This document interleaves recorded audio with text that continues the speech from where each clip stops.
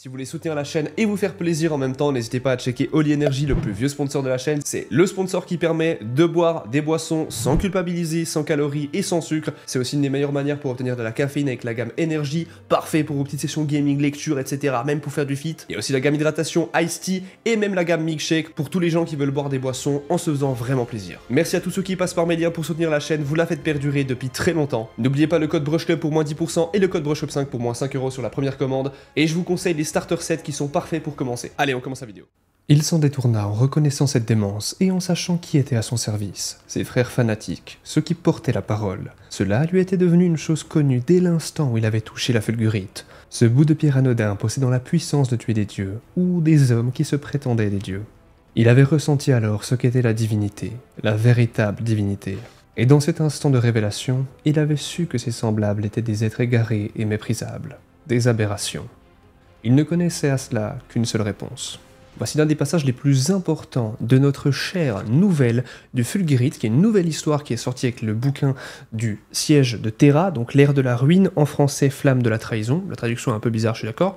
Mais sachez que cet événement est très important. Déjà, je vais vous expliquer ce qu'est la fulgurite, parce que si vous ne connaissez pas ce qu'est la fulgurite, eh bien c'est l'une des matières, l'une des choses les plus puissantes dans tout Warhammer 40 000, et pourtant ce n'est pas très connu. Alors, laissez-moi vous lire sa définition exacte. La fulgurite est un artefact puissant. Là où la fulgurite naturelle se forme lorsque la foudre frappe le sable, le fusionnant en une formation rocheuse. L'artefact fut créé par la mise à la terre de la foudre psychique de l'empereur. Déterré et sculpté en forme de pointe de lance, et il est encore hérissé d'un vestige de sa puissance. On dit que la fulgurite est assez puissante pour tuer un perpétuel. Je le rappelle, les perpétuels sont les êtres qui sont censés revenir à la vie. L'empereur est un perpétuel, si son corps meurt, il revient à la vie. Vulcan, un autre primarque, est un perpétuel. D'ailleurs, à l'essence même de Warhammer 40 000, tout au début, tous les primarques devaient être par naissance des perpétuels. Mais malheureusement, le seul qui est de source sur un perpétuel, c'est Vulcan. C'est le seul qui est vraiment revenu à la vie. Les autres, c'était censé être des perpétuels, c'était prévu qu'ils en soient. En tout cas, c'était l'objectif qu'avait l'empereur en les créant, c'est Space Marine, enfin c'est sur Space Marine. Mais, eh bien, peut-être que ça a été changé dans le lore, on n'a pas de source exacte, on n'a pas de réponse venant des auteurs, mais c'est bien un changement qui a été fait, du moins, vous pouvez théoriser dessus, mais on ne pourra jamais savoir, je pense, qui adviendra des primarques s'ils sont réellement des perpétuels à part Vulcan. C'est vraiment important cette chose-là, car c'est un changement de lore majeur qui fait que littéralement la fulgurite a moins d'impact. Vous allez comprendre. La fulgurite fut finalement découverte sur le monde de Traios, ou Traois. Là, le contrôle de la fulgurite devint l'objet d'une bataille acharnée entre Artellus Numéon et d'autres survivants du massacre du site d'atterrissage. On en parlera une autre fois. Mais aussi l'agent de la Cabale John Grammaticus, qui est un perpétuel très connu, et le porteur de la parole sous les ordres d'Erebus et de Valdrek Elias, ce dernier souhaitant que l'artefact atteigne la démonéité. Cependant, après la trahison de Numéon par Grammaticus et d'Erebus par Elias, ce dernier ordonna mystérieusement à Grammaticus de prendre la fulgurite et de laisser Traoris tranquille. Mais Grammaticus fut alors contacté par la Cabale et chargé de tuer Vulcan avec la fulgurite. Rien que ça. Parce que d'après la rumeur, la fulgurite serait l'une des seules choses capables de tuer un perpétuel. C'est l'un des seuls objets, l'une des seules matières capables de tuer l'empereur, qui lui aussi est un perpétuel.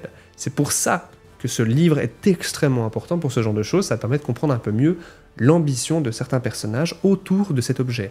Un objet qui d'ailleurs aurait été créé plus ou moins par l'empereur, comme on l'a dit, et il pouvait littéralement faire apparaître la foudre à un endroit, enfin, il va viser un endroit et ça crée une fulgurite. C'est un petit peu une simplicité scénaristique, je vous l'accorde, mais c'est quand même important de savoir ça.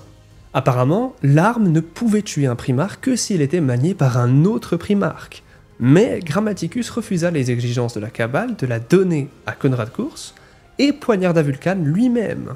Bon, qu'en est-il de notre chère histoire ici? Eh bien, on va suivre un personnage nommé Bartuza Narek. Maintenant que vous comprenez un peu mieux ce qu'est la fulgurite et l'importance de cette dernière, comprenez bien que c'est notre personnage ici, Narek, qui détient un fragment de fulgurite, l'un des derniers d'après les théories. Et je le rappelle, cet objet est capable de tuer un primarque. Du moins s'il est contrôlé par un primarque. Mais Narek n'a pas l'air d'être au courant de ça. À mon avis, il est persuadé qu'il peut réussir à tuer un primarque, vous allez comprendre quel primarque par la suite, et je tiens à préciser que notre personnage ici est directement un Wordbearer. Donc c'est pour ça qu'il a dit au début, et je cite, Ses frères fanatiques, ceux qui portaient la parole. Les Worldbearers sont les porteurs de parole, c'est la traduction du mot anglais. Durant l'épopée de notre cher Narek, il va être dans un désert et il va devoir récupérer un Taurox, qui est un véhicule sur 4 roues, qui lui permettra de naviguer dans le désert et surtout d'aller plus rapidement vers son objectif, qui est le siège de Terra, pour y trouver quelqu'un à assassiner. Et la manière dont il va réussir à trouver l'endroit où aller, précisément comment il sait qu'il doit aller là-bas, c'est simple. La fulgurite agit comme une sorte de boussole, comme la boussole de Captain Jack Sparrow si vous voulez. Ce que tu dis n'a aucun sens. D'ailleurs, vous êtes près 50% de la chaîne à ne pas être abonné, alors je vous laisse rectifier ça en vous abonnant tout de suite. Abonnez-vous. Il a quelque chose en tête, une envie en tête, la chose qu'il veut absolument faire le plus au monde, qui est entre autres tuer quelqu'un ici, eh bien, la fulgurite va le guider dans la direction où il doit aller. Plus il se rapproche, plus elle chauffe, plus elle donne un effet étrange, proche de sa main ou proche de son corps, peu importe où il la met. Pas de blague de cul les gars, s'il vous plaît. Mais vraiment, c'est très important de comprendre que ça agit comme une sorte de boussole. Et de mémoire, je crois qu'on n'avait pas eu cette information-là, peut-être que je me trompe, mais à mon avis, c'est une évolution de ce lore. S'il y a des fans du lore qui ont une information et qui peuvent contredire ce que je viens de dire, je vous laisse le faire en commentaire. D'ailleurs, merci à tous ceux qui me corrigent dans les vidéos, ça me permet aussi toujours d'en apprendre plus sur le lore, car j'ai évidemment beaucoup de choses à apprendre, comme beaucoup d'entre nous. Donc notre cher Narek va avancer dans le désert, puis rencontrer une troupe, qui se trouve près d'un Taurox justement, un véhicule, et il y aura des soldats impériaux et des sortes de brigands, qui vont se battre face à des Emperor Children mutés assez étranges. Notre très cher Narek est équipé d'un fusil sniper, très efficace, et il sera capable de tuer de nombreux Emperor Children qui sont, je précise, possédés. Mais ils ont une allure étrange, comme si le fait qu'ils soient possédés n'était pas la seule chose importante. Ils ont vraiment l'air de réels monstres, et ils ont une sorte d'aura un peu étrange. Et vous comprendrez pourquoi par la suite, d'où est-ce que cela vient. Pourquoi c'est bien des monstres et pas des démons. C'est très important, je le précise encore. On pourrait d'ailleurs les comparer à des mutants, mais des mutations presque volontaires. Pour ceux qui connaissent les Emperor Children, vous savez où je veux en venir. Il faudrait imaginer ces sortes d'abominations, qui étaient autrefois, je le rappelle, des nobles, les Space Marines les plus nobles étaient bien les Emperor Children, qui sont maintenant devenus des bêtes intelligentes mais féroces, des fruits d'expérimentation monstrueuses. Et notre cher Narek va se remémorer la trahison de ses frères et le massacre qu'il a orchestré à bord de leur vaisseau, notamment en libérant des bêtes démoniaques. De plus, il aurait survécu au crash, c'est pour ça qu'il est encore là, tandis que ses frères n'ont pas forcément tous survécu. Il chasse désormais ses anciens compagnons dans le cadre d'une mission qu'il tient pour sacrée. La mission est simple, tuer un dieu. Ou du moins un homme qui prétend l'être, guidé par un mystérieux fragment de pierre que l'on a appelé, comme on l'a dit, la fulgurite. Narek va donc sauver certains des civils qui se faisaient attaquer par les Emperor Children, qui étaient donc près du véhicule, et l'une des civils se nomme Eba Rensky. Elle est un personnage important, simplement parce qu'elle a une évolution dans cette histoire, et à la base, elle a peur, et elle n'ose pas trop, parler à notre cher Narek, qui est un Space Marine, et un humain qui parle à un Space Marine, c'est quelque chose de très désagréable, ils n'ont pas l'aisance pour le faire, ils ont peur des Space Marines. La plupart des humains sont vraiment sous le choc quand ils voient un Space Marine, car c'est quelque chose de très rare. Très peu d'humains peuvent dire qu'ils ont eu la chance de rencontrer un de ces surhommes. Alors je vous laisse imaginer ce qu'un humain pourrait penser s'il rencontre un Primarque. Même les Space Marines face aux Primarques qui sont un petit peu en extase. Notre très chère Eba est donc accompagnée, elle est un soldat, il me semble de mémoire, c'est un sergent impérial, bref, elle a un rang plus ou moins important dans l'armée impériale, et elle est accompagnée directement de meurtriers et de criminels simplement, et de déserteurs. Mais vu qu'ils devaient survivre, personne n'en avait quoi que ce soit à foutre, qu'ils soient des criminels, ou que ce soit simplement des déserteurs. Elle s'est dit, je fais partie de l'armée, de toute façon le siège c'est un bordel pas possible, on doit survivre, on accepte tout le monde. Ils sont tous équipés d'armes, mais ils sont terrifiés. Ils viennent d'être sauvés des Emperor Children par notre cher Narek, mais ils ne savent pas où aller. Ils ont tout de même un véhicule, mais ils restent perdus. Ils vont donc demander à Narek s'ils peuvent l'accompagner. Narek va refuser au début, puis finalement accepter. Et ça a son importance. Ils vont donc utiliser le fameux Taurox pour aller direction d'un bunker, car la fulgurite semble indiquer qu'il y a quelque chose à l'intérieur. Ils vont réussir à ouvrir la porte est bloquée, trop petite pour s'insérer pour un Space Marine, car il y a une petite ouverture sous la porte, une porte en métal de bunker, je tiens à le rappeler, mais un des criminels va réussir à passer pour ouvrir depuis l'intérieur notre fameux bunker. Une fois à l'intérieur, il y aura une odeur nauséabonde, une odeur de cadavre. de rance, de vers, de choses atroces qu'on ne peut réellement imaginer, à part si vous avez bossé dans les pompes funèbres. Et encore, je pense que cela est même pire, vous allez comprendre pourquoi. Plus Narek et son équipe avancent, il faut rappeler quand même qu'il n'y a pas beaucoup de lumière dans ce bunker, plus ils vont trouver des choses bizarres, plus l'odeur va devenir forte et intense, et ils vont se rapprocher petit à petit d'un endroit étrange. L'un des personnages, entre autres la criminelle, va être stupéfait face à une énorme salle remplie de cuves. Des cuves avec des choses à l'intérieur. À l'intérieur d'une de ces cuves se trouve un corps difforme, avec des ailes, avec des membranes étranges, mais étrangement esthétiques, malgré toutes ces déformations. Et il ressemblerait plus ou moins à un Space Marine, en un peu plus grand d'ailleurs. Puis dans d'autres cuves, il y a des sortes de restes monstrueux, et dans d'autres, il n'y a rien, certaines des cuves sont carrément vides. Pourquoi ? Eh bien car un chercheur fou, un scientifique très connu, se trouve dans les parages. La fulgurite va toujours pousser notre cher Narek au fond de la salle des cuves, où il va pénétrer de plus en plus. Plus il se rapproche du fond de cette salle, plus il sent la fulgurite devenir intense. Et il y voit un Space Marine de dos, avec une armure différente de celle qu'il a l'habitude de voir, avec des lambeaux de chair, et un artésium à la main, à son bras plutôt. L'arme, ou plutôt l'outil que les apothicaires utilisent. Et ici, il ne s'agit pas de n'importe quel apothicaire, il s'agit de Fabius Bill, ou Fabius Bile. L'un des personnages les plus importants de l'hérésie d'Horus, et même de Warhammer 40 000, l'un des personnages qui est capable de faire revenir à la vie presque n'importe qui. Et ici, il est en train de créer des nouvelles créations. Ce que vous avez pu voir, les empereurs Children du début, sont littéralement des créations qu'il a inventées, des améliorations qu'il a apportées aux membres de sa légion, les empereurs Children, la 3e légion, la légion du primarque Fulgrim. Et tout cela a été fait sous les ordres de Fulgrim, qui voulait la perfection incarnée, version chaotique si on veut. Mais, surtout, c'est des modifications mutantes, c'est des mutations.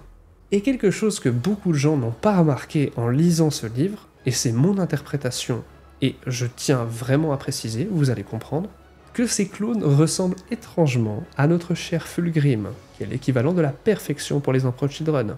Les empereurs Children cherchent la perfection, mais qu'y a-t-il de plus parfait que leur propre primarque ? Probablement rien. Laissez-moi vous lire un passage afin que vous compreniez mieux ma théorie.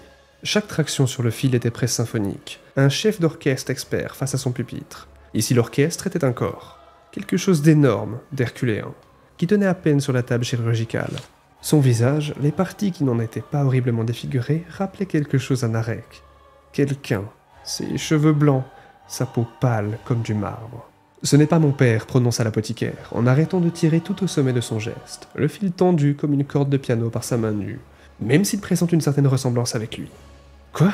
Narek s'entend-il répondre, la fascination morbide se dissipant dans son corps et son esprit face à la chose sur la table d'opération. Il avait abaissé son fusil sans même en avoir conscience. L'apothicaire se remit à suturer.